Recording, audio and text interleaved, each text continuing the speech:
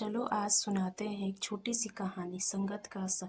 पकड़ो पकड़ो, एक राजा आ रहा है, इसके पास बहुत सारा सामान है।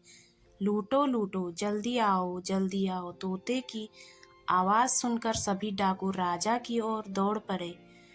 डाकुओं को अपनी ओर आते देखकर राजा और उसके सैनिक दौड़कर भाग खड़े हुए। भागते भागते कोसों दूर निकल गए। सामने एक बड़ा सा पेड़ दिखाई दिया।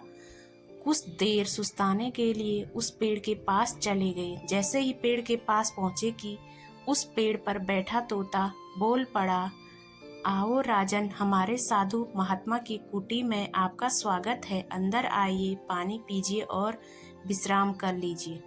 तोते की इस बात को सुनकर राजा हैरत में पड़ गया और सोचने लगा कि एक ही जाति के दो प्राणियों का व्यवहार इतना अलग अलग कैसे हो सकता है।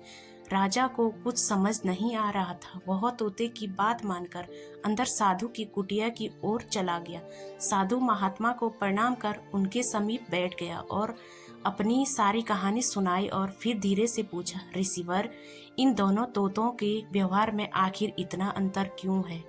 साधु महात्मा धैर्य से सारी बातें सुनी और बोले, ये कुछ नहीं राजन, बस संगति का असर है।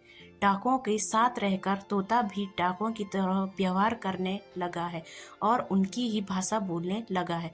अर्थात जो जिस वातावरण में रहता है वह वैसा ही बन जाता है। कहने का तात्पर्य यह है कि मूर्ख भी विद्वानों के साथ रहकर विद्वान बन जाता है, और अगर विद्वान भी मूर्खों के संगत में रहता है तो उसके अंदर भी मूर्खता आ जाती है। इसलिए हमें संगति सोच समझकर करनी चाहिए। धन्यवाद।